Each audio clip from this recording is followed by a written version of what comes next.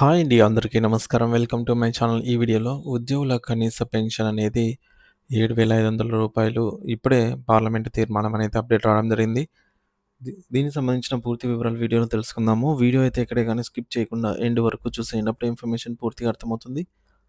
అలాగే వీడియో చూస్తున్న ప్రతి ఒక్కరు వీడియోకి లైక్ చేయండి ఫ్రెండ్స్. ఈ వీడియోని తోటి ఉద్యోగ పెన్షన్ మిత్రులతో అయితే షేర్ చేయండి. కొత్తగా మన ఛానల్‌ని చూస్తున్నవారు ఇంకా ఎవరైనా సబ్స్క్రైబ్ చేసుకున్నట్లయితే వెంటనే మన ఛానల్‌ని అయితే సబ్స్క్రైబ్ చేసుకోండి. సో, దీని ద్వారా నేను చేసే లేటెస్ట్ వీడియోస్ అన్నీ మీ వరకు రీచ్ అవుతాయి. ఇక ఆలస్యం చేయకుండా వివరాల్లోకైతే వెళ్ళిపోదాము. ఫ్రెండ్స్, ఇక విషయానికొచ్చినట్లయితే ఈపీఎఫ్ఓ పెన్షనర్ల ఆవేదన 30 ఏండ్ల సేవకు రూ. 1000 న్యాయం ఎప్పుడు అంటూ కేంద్ర ప్రభుత్వం మరియు ఈపీఎఫ్ఓ తీరుపై దేశవ్యాప్తంగా ఉన్న లక్షలాది మంది పెన్షనర్లు తీవ్ర అసంతృప్తితో ఉన్నారు. 30 నుండి 40 సంవత్సరాల పాటు దేశ ప్రగతికి ప్రజలకు సేవలందించిన ఉద్యోగుల పట్ల ప్రభుత్వం చిన్న చూపు చూడటం నిజంగా బాధాకరము. అసమానతలు కార్పొరేట్లకు వరం.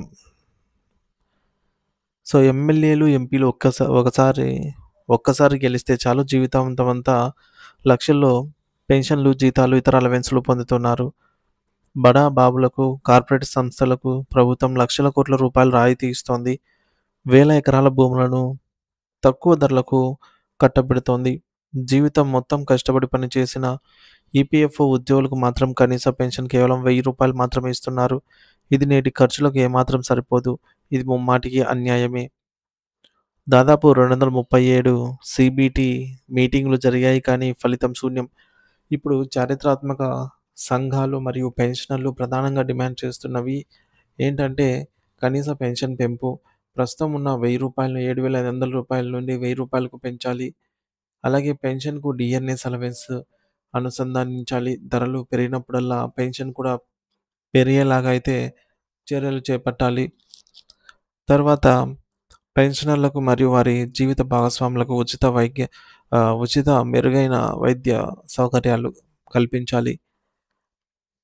ఈపీఎఫ్ఓ ఉద్యోగుల భవిష్యత్తును నిర్ణయించే కీలక ఘట్టాలు ఇప్పుడు మన ముందు ఉన్నాయి. సో, డిసెంబర్ 1వ తేదీ నుండి పార్లమెంట్ సమావేశాలు ప్రారంభం కానున్నాయి. ఈ సమయంలోనే ప్రభుత్వంపై ఒత్తిడి తీసుకురావాలి. సో, డిసెంబర్ లేదా జనవరిలో జరగబోయే ఈపీఎఫ్ఓ బోర్డు మీటింగ్‌లో పెన్షన్ పెంపుపై చర్చ జరిగే అవకాశం ఉంది.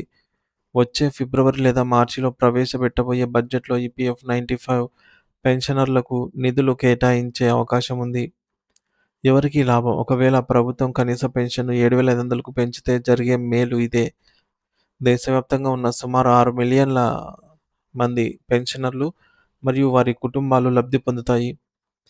ఈపీఎఫ్ 95 పథకం కింద 10 సంవత్సరాల కంటే ఎక్కువ సర్వీస్ పూర్తి చేసిన వారందరూ దీనికి అర్హులు.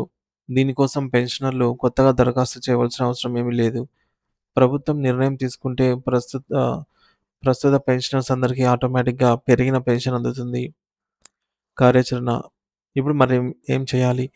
కేంద్ర ప్రభుత్వం ప్రధాని నరేంద్ర మోదీ గారు, ఆర్థిక మంత్రి నిర్మలా సీతారామన్ గారు మరియు కార్మిక శాఖ మంత్రి మన్సుఖ్ మండావియా గారు వీరి దృష్టి మన సమస్యలపై వెళ్ళాలి. కేవలం వేచి చూస్తే సరిపోదు. పోరాడాలి. ఒత్తిడి తీసుకురావాలి. పార్లమెంట్ సమావేశాలకు ముందే మీ ప్రాంత ఎంపీలకు, మంత్రులకు వినతి పత్రాలను సమర్పించండి. కార్మిక సంఘాల ఐక్యత. అన్ని ట్రేడ్ యూనియన్లు ఒక్కతాటిపైకి వచ్చి ప్రభుత్వంపై ఒత్తిడి పెంచాలి. అవసరమైతే శాంతియుత నిరసనలు తెలియజేయాలి. Social media. మన గొంతును వినిపించడానికి సోషల్ మీడియాను ఆయుధంగా వాడాలి. 2025 సంవత్సరం ఈపీఎఫ్ఓ పెన్షనర్ల పాలిట ఒక వరంగా మారాలి. 15 ఏళ్లుగా ఎదురుచూస్తున్న ఈ కలకు 2026 బడ్జెట్‌లోపు పరిష్కారం లభిస్తుందని ఆశిద్దాము. వృద్ధాప్యంలో వారు గౌరవంగా ఆర్థిక భద్రతతో బతకడానికి కనీస పెన్షన్ 7,500 డీఏ ఇవ్వడం ప్రభుత్వ కనీస బాధ్యత.